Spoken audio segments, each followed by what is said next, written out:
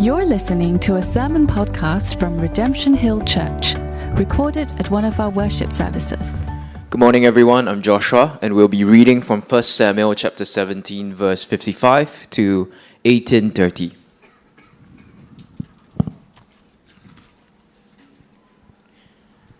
Starting with verse 57. And as soon as David returned from the striking down of the Philistine, Abner took him and brought him before Saul, with the head of the Philistine in his hand. And Saul said to him, "Whose son are you, young man?" And David answered, "I am the son of your servant Jesse the Bethlehemite."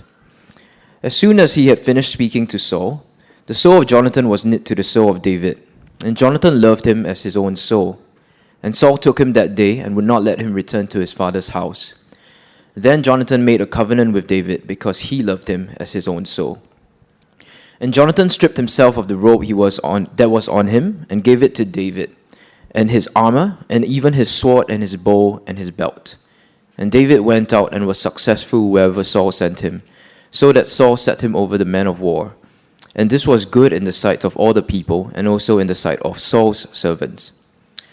As they were coming home, when David returned from striking down the Philistine, the women came out of all the cities of Israel, singing and dancing, to meet King Saul with tambourines, with songs of joy and with musical instruments. And the women sang to one another as they celebrated.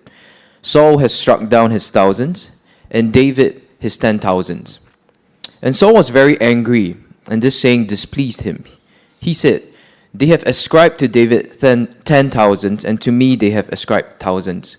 And what more can he have but the kingdom?" And Saul eyed David from that day on. The next day, a harmful spirit from God rushed upon Saul, and he raved within his house while David was playing the lyre, as he did day by day. Saul had his spear in his hand, and Saul hurled the spear for he thought, "I will pin David to the wall." But David evaded him twice. Saul was afraid of David because the Lord was with him, but had departed from Saul. So Saul removed him from his presence and made him a commander of 1,000. And he went out and came in before the people. And David had success in all his undertakings, for the Lord was with him. And when Saul saw that he had great success, he stood in fearful awe of him. Verse 17. Then Saul said to David, "Here is my eldest daughter Merab. I will give her to you for a wife. Only be valiant for me, and fight the Lord's battles." For Saul thought, "Let not my hand be against him, but let the hand of the Philistines be against him." And David said to Saul, "Who am I, and who are my relatives, my father's clan in Israel, that I should be son-in-law to the king?" But at that time, when Merab, Saul's daughter, should have been given to David, she was given to Adriel, the Meholathites for a wife. Now Saul's daughter Michal loved David, and they told Saul, and the thing pleased him. Saul thought, "Let me give her to him, that she may be a snare for him, and that the hand of the Philistines may be against him." Therefore Saul said to David a second time, "You shall now be my son-in-law." Verse 23. And Saul's servants spoke these words to the ears of David, and David said, "Does it seem to you a little thing to become the king's son-in-law, since I am a poor man and have no reputation?" Verse 28. But when Saul saw and knew that the Lord was with David, and that Michal, Saul's daughter, loved him, Saul was even more afraid of David. So Saul was David's enemy continually. These are the true words of a living God.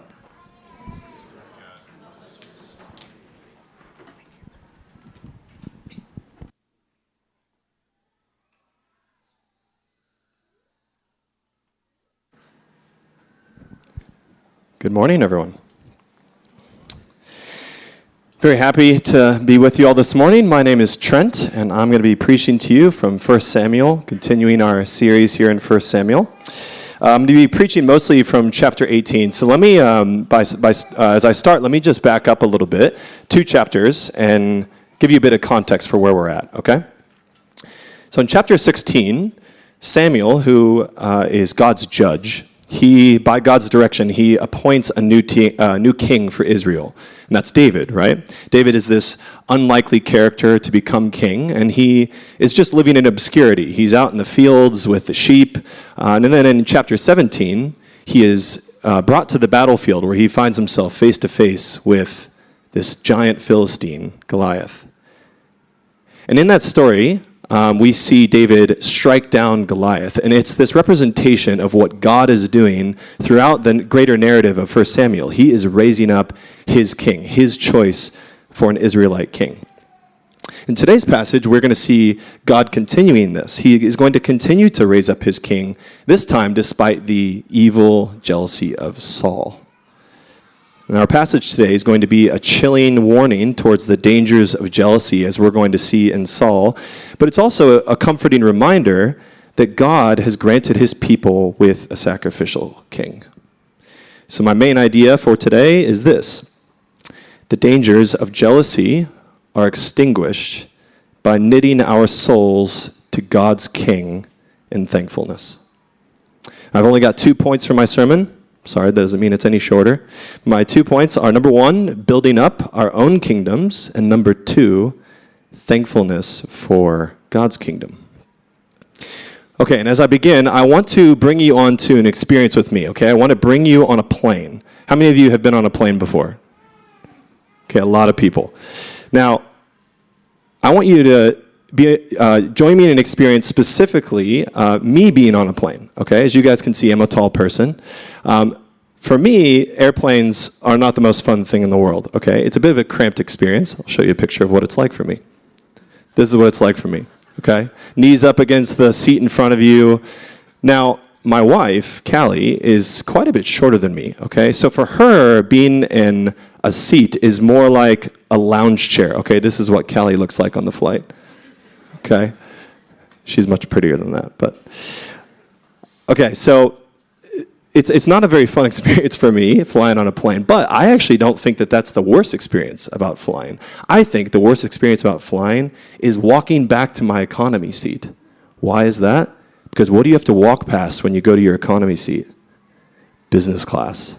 Right? You have to walk through business class. It's this like socially engineered jealousy that the airline makes you go through, right?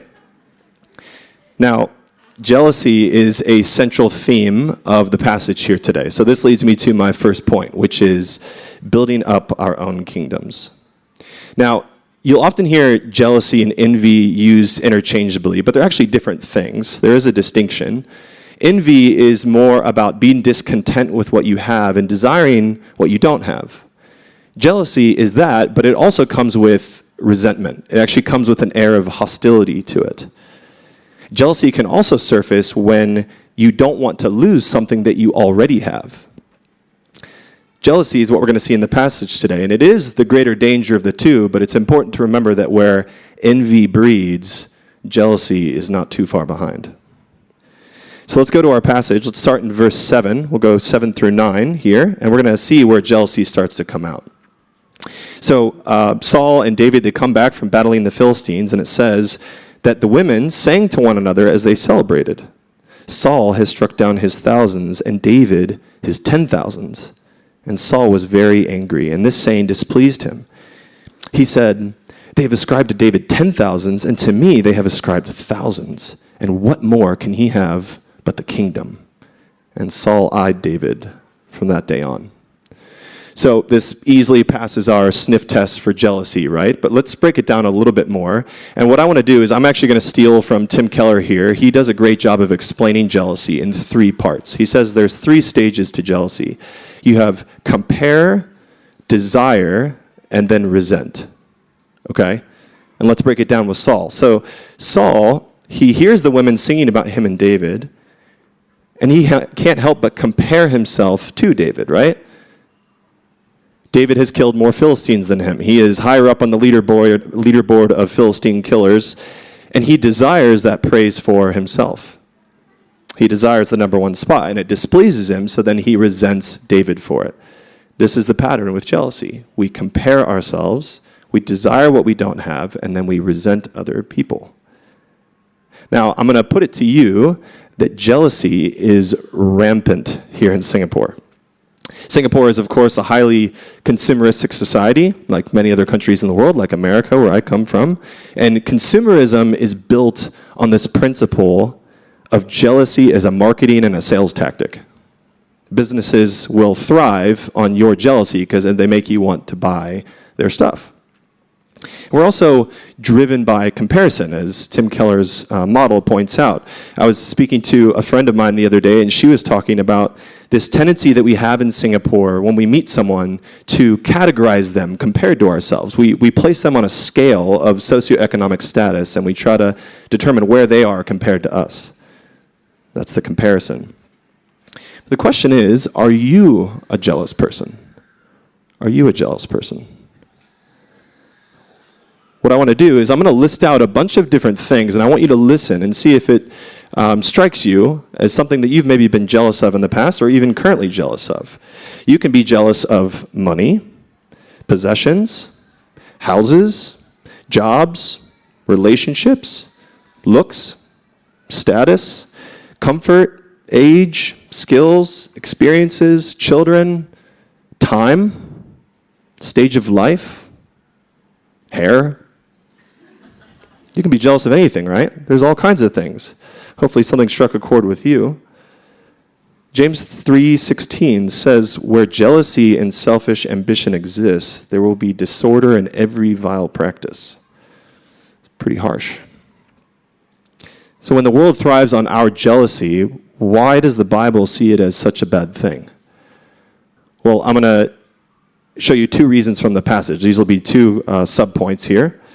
My first subpoint is jealousy is an outcome of building our own kingdoms.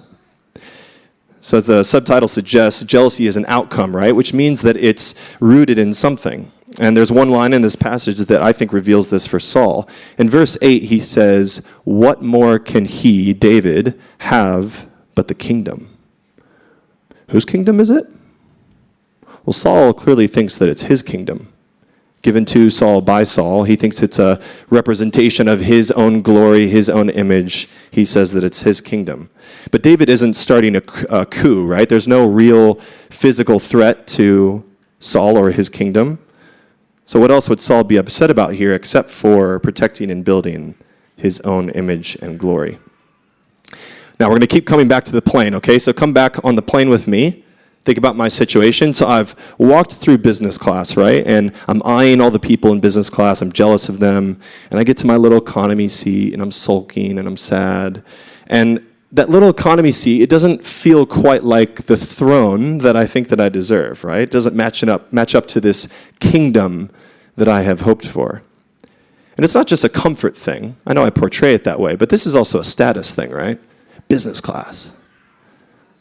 Now, if I'm being really honest with you, I think my fantasy in that situation, my real hope is that I'll be sitting in my economy seat and one of the airline staff will come over and tap me on the shoulder and say, "Excuse me, sir. We noticed as you were boarding the plane that you are just a magnificent human being. We think you deserve to be in business class. Come with me."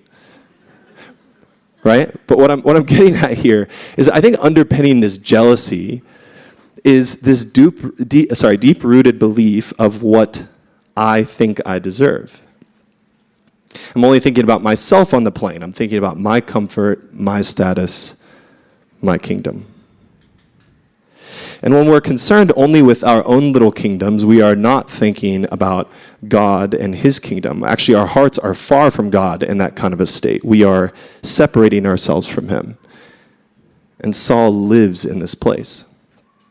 Back in chapter 15, Saul rejected God, right? It says in verse 23, Samuel says to him, "Because you have rejected the word of the Lord, he has also rejected you from being king." And then in this passage, in verse 12, it says that the Lord had departed from Saul. The Lord departed from Saul because Saul departed from the Lord. Saul separated himself from God. He began to build up his own kingdom in his heart, and the outcome of that was jealousy. But Saul's case shows us how far this outcome can go. Saul is already the king, right? He's the top dog, and yet he is jealous of someone below him. He's jealous of David. And in a worldly sense, David is below him, right? Lower in terms of status. But 3 times in this text, it says that Saul was afraid of David, afraid of him. This is a jealousy that stews into fear and paranoia. Now, some of us here may be jealous of what we don't have, sure, but some of us may be jealous of the things that we already have. God has given you something good, and yet you are petrified that someone might take it away from you.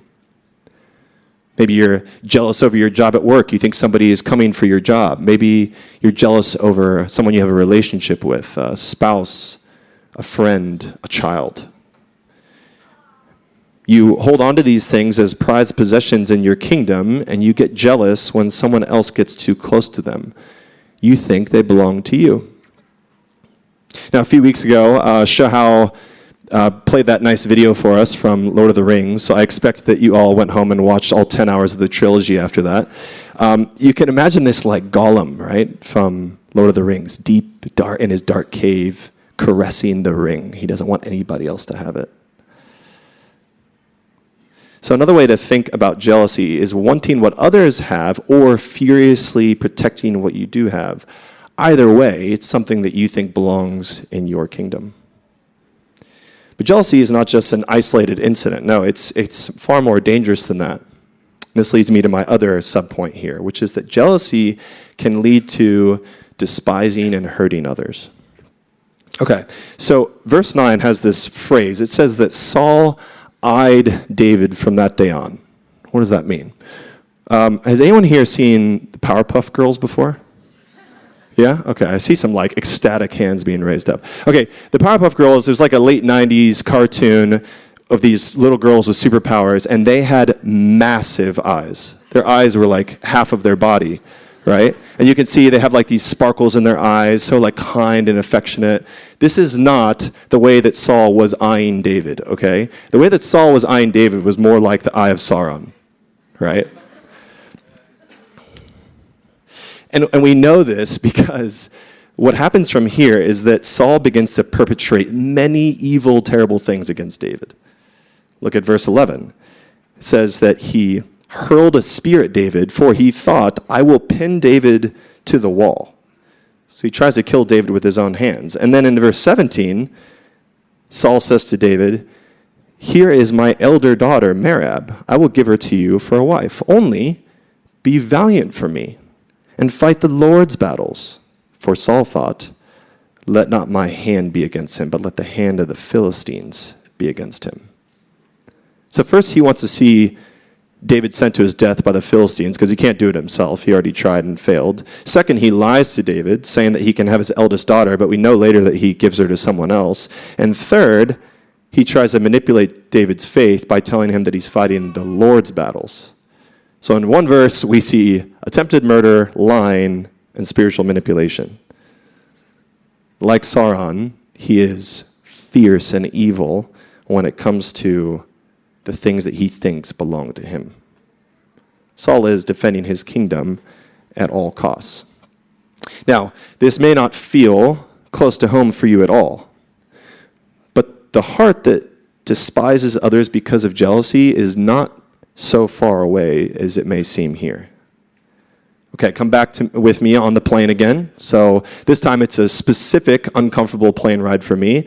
Callie and I took a flight back in 2017 from Shanghai to Chicago. It's a 14-hour flight. And I'm sitting in my aisle seat in economy. And from my seat, I remember very specifically, up and to my right, I can see business class. It's right there in my view. And in business class, I can see 2 seats. And in those 2 seats is an 8 and 10-year-old girl. And I can remember the look on their faces. They're like laughing, and I can almost hear them saying, oh my goodness, we have so much room. And I am just burning with jealousy. And you know what? I despised those little girls. The evil things that Saul is doing here began with a despising of David in his heart. If I can despise 2 little girls who have no say about where they sit on a plane, you can despise your colleague, your friend, or a family member that has something that you want or who threatens something that you already have. But here's the thing, the risk doesn't come from the relationship with that person. The risk is in the object that you desire. Remember, Saul once loved David. Back in chapter 16, verse 21, it says that he loved him greatly. But here, he hates him. Saul's desire for his kingdom was greater than his love for David, and it led him to this hatred.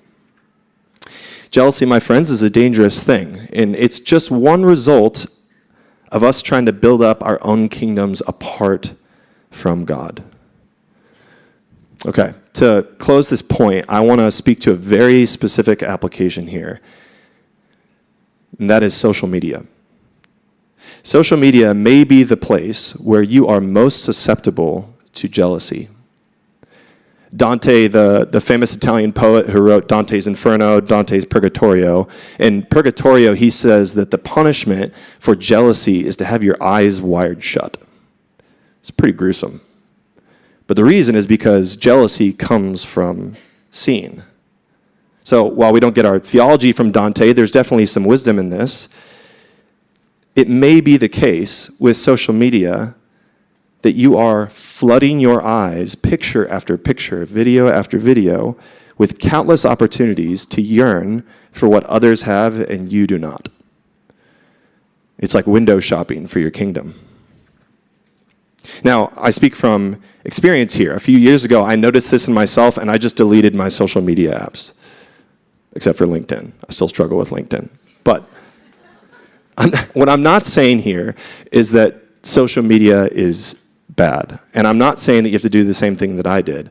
But what I am saying is that I would kindly counsel you to be extra cautious about this. And I would urge you to ask yourself what it may be doing to your heart. Is it fueling comparison, desire, and resentment? Does it have you thinking about what you don't have rather than what you do have? That leads to my second point, my only other point, which is thankfulness for God's kingdom. Now, in this point, I want to walk through three characters that did not separate themselves from God. They were not seeking to build up their own kingdom. In fact, the outcomes of their lives are quite different from Saul. It's the opposite of jealousy. And let's start with David. So Saul's jealousy leads him to hate David, right? And he even tries to kill him. But how does David respond in that situation? Well, despite the way that Saul treated him, David seems to be in constant awe of God's goodness towards him. He's marked with this thankfulness. And we can look at a couple verses here. In verse 18, when Saul says that he will give David his eldest daughter, this is how David responds. He says, "Who am I and who are my relatives, my father's clan in Israel, that I should be son-in-law to the king?" And as we know, Saul goes sour on that promise. He gives the daughter to someone else. But then he comes back with another daughter, Michal. Okay? David's been here before. But how does David respond? Again, David says, "Does it seem to you a little thing to become the king's son-in-law, since I'm a poor man and have no reputation?" So consistently, David seems to have this attitude of, not of I deserve, but of I do not deserve. It's as if he doesn't even see the holes in his own kingdom. He only sees the abundance of God's kingdom. David's not just thinking about how he's been slighted by Saul already. He's not thinking about how he can level up his status in the kingdom through marriage. No, he responds with humility and thankfulness. Okay, back on the flight. The flight is life, by the way. I hope you guys get that. You're supposed to be on the flight with me too, okay? Now you are on this flight, and you've been assigned a specific seat. Seat 44B. It's a middle seat. The guy in the window looks like a snorer. The lady next to you is hogging your armrest, but it's your seat, okay? Now, unfortunately, you're thinking, or you may be thinking, about these troublesome people next to you. You may be thinking about all the seats in front of you. You might be thinking about those exit row seats with the extra leg room. Or you might even be thinking about the business class with the two little girls in it. Now, for me, the problem on my flight was that I totally lost sight of my broader situation and my final destination. What do I mean by that? Well, I had a lot to be thankful for. So firstly, my wife was with me on that flight. And Callie loves traveling with me. I hold the world record, the fastest time getting from an economy seat through immigration. And I leave Callie in the dust, like pretty much every time. It's a miracle that she still wants to fly with me, okay? And beyond that, we were able to pay for that flight. We had the financial means to pay for that flight. And we're going home to see our family, both of our families, who were so excited to see us. And not to mention, it was 2 days before Christmas. These are all things given by God. They were blessings to us. But I wasn't thinking about that because I was too busy hating on the 8 and 10-year-old girl in business class, right? I was looking at what those around me have, and I do not. And this is the case with life. God has specifically assigned you with your job, your home, your bank account, your family, your marital status, your body. We are tempted to think that God has messed these things up and that we need to fix them. And in the process, we look at all the seats around us and we begin comparing, desiring, and resenting. And we lose sight of the ways in which God has specifically blessed each one of us already. We're focused on what we don't have in our kingdoms rather than being thankful for what we do have in God's kingdom. David was thankful. David was living in God's kingdom. Okay, true or false statement is David is a prominent historical figure in the Bible because of his success. True or false? False, right? Read in verse 14. David had success in all his undertakings because the Lord was with him. We need to remember that God was successful in all of David's undertakings. And this is part of the grander narrative of 1 Samuel. God is in control. God is raising up his king. Saul tries to do it his way, and he failed. And likewise, our kingdoms, my friends, are destined to fail. On the contrary, David was thankful for God's success in God's kingdom on God's terms. David is, of course, an inspiration for all of us. But really, this can only be achieved, this attitude can only be achieved through God's one true King, Jesus Christ. Now, in so many ways, David is the foreshadowing of Jesus. We see this often in 1 Samuel. But I think in this passage, Jonathan actually presents an even more compelling foretaste of Jesus. So before I unveil this character, Jesus, I want to take a quick pit stop with Jonathan. So let's go to Jonathan.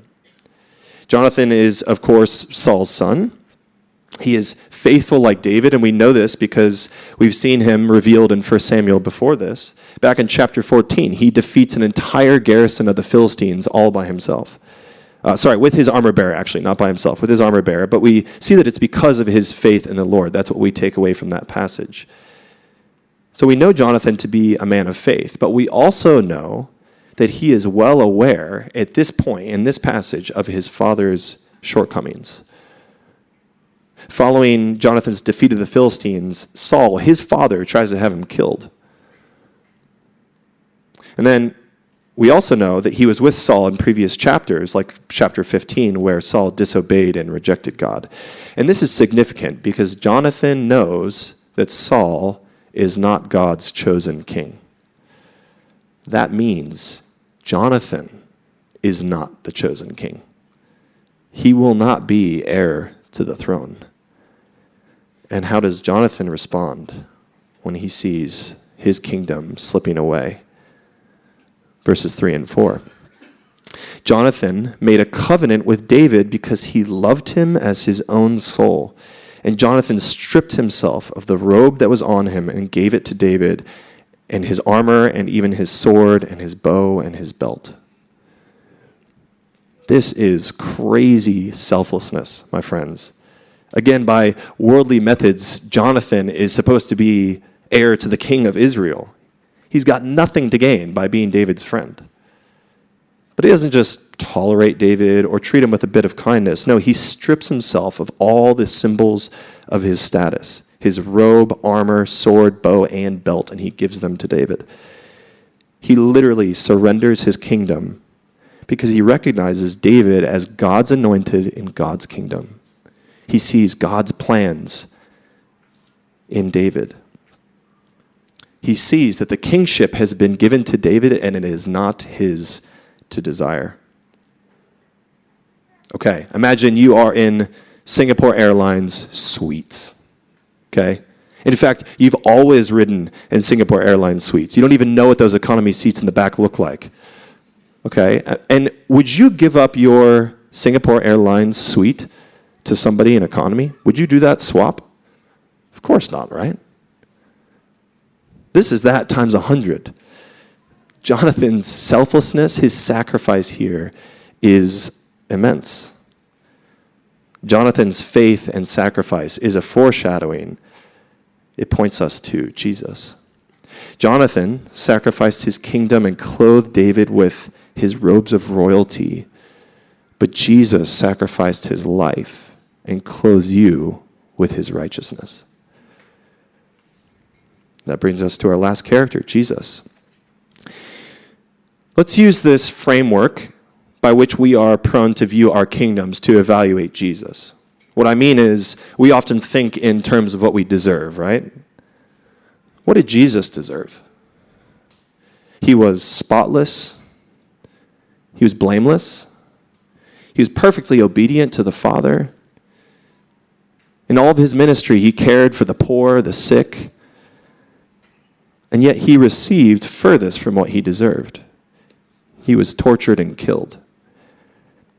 And nailed to that Roman cross that he died on, he looked at all the people around him, figuratively, sitting in their comfortable seats on the plane, including Pilate and Herod on their thrones in Singapore Airlines suites, all of which he, Jesus, was more worthy to sit in. But he did not compare, desire, or resent them. No, he was not jealous. He was not focused on what he deserved. He said, "Father, forgive them, for they know not what they do." Jonathan sacrificed his kingdom because of his faith in God and his love for David, and Jesus sacrificed his life because of his faith in the Father and his love for you. Now, on the contrary, we have this propensity to build up our own kingdoms like Saul. And that is sin. That's what sin is. And it often manifests itself in things like jealousy, which hurts others and it hurts God. And the penalty for sin, the penalty for this is death. And Jesus paid for that on the cross. Again, speaking in terms of what we deserved was the cross. And yet, which one of you is jealous of Jesus? The thing that we deserve the most is the thing that none of us would be jealous of. Are you thankful for that? Are you thankful for that? Well, it's helpful to look upon the blessings that we've received from God, like I should have been doing on my flight from Shanghai to Chicago. It is life-altering. It changes your entire paradigm of life to receive the gift of what Christ has done for you and to be thankful for it first and foremost. Focusing on what you have in this life, in this kingdom, for better or for worse, is temporary. But Jesus' gift to you is eternal. Jesus' kingdom is one that will last. Now, I'll acknowledge that maybe some of you in this room are struggling with what I've said today because in your current circumstances, you just can't see how you could be thankful. Maybe you don't feel like God has done anything for you. Maybe you're suffering, even at the hands of a jealous person. Maybe you have a Saul in your life who's trying to pin you to the wall with a spear. I want you to know that Jesus understands what it's like to suffer at the hands of a people who are thinking only of their own kingdom. Jesus understands your pain.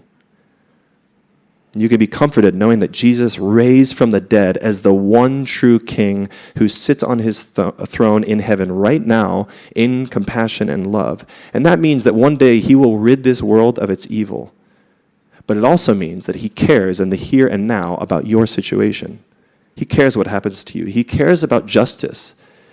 So if you are suffering, I think you can be emboldened knowing that Jesus cares for you, and I would encourage you to share your suffering with someone that you trust. This also means that Jesus is jealous for your heart today, and he invites you into his kingdom. That's something that you can be thankful for. So look at one more verse with me, verse 1. It says, as soon as David had finished speaking to Saul, the soul of Jonathan was knit to the soul of David, and Jonathan loved him as his own soul. So Jonathan looked on David and loved him, not because of David's success, but because David was God's choice for a king. David was God's anointed one. And I love this phrase that his soul was knit to David's. Likewise, I want us to look upon Jesus and see him as the true chosen king of God. He's the culmination of this greater narrative that God is playing out in 1 Samuel. He's the sacrificial king with a kingdom that will last. And he's the one whom you can surrender your kingdom to.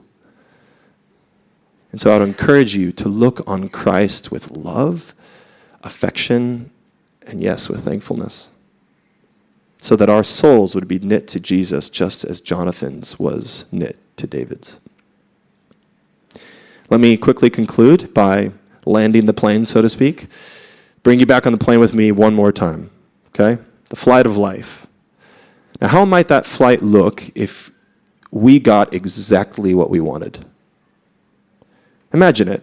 We've desired our way through economy, into business class, into first class, the Singapore Airlines suites, and we've picked people off with our jealousy one by one, and we've left a wake of hurt behind us. And at this point, the only thing that's left is the cockpit, right? We've taken control of that too. We're flying the plane. We're flying this flying kingdom that we have, and we are headed for destruction. We are destined for failure. Who would be jealous of you in that situation? And Jesus walks in, and he hands you his parachute. This is the king that we can be thankful for. This is the king that we can knit ourselves to. Let's pray.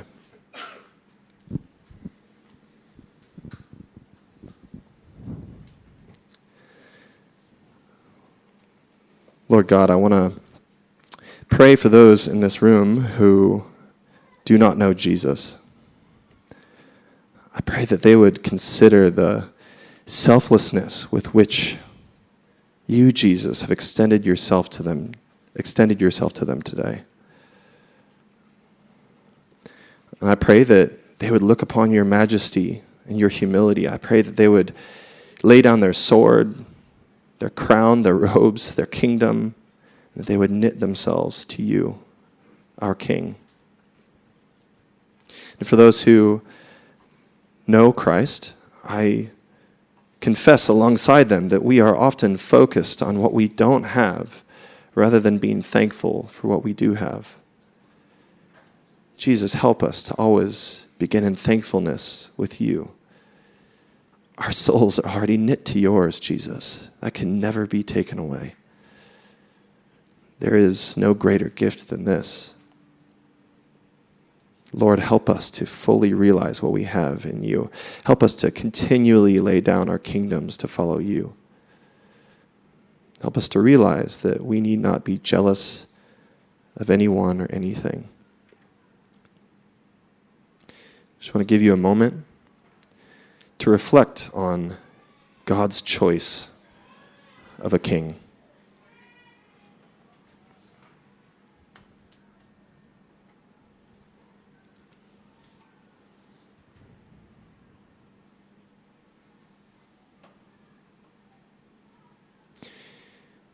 And I want you to think and pray about what you might be jealous of today. Submit that to God.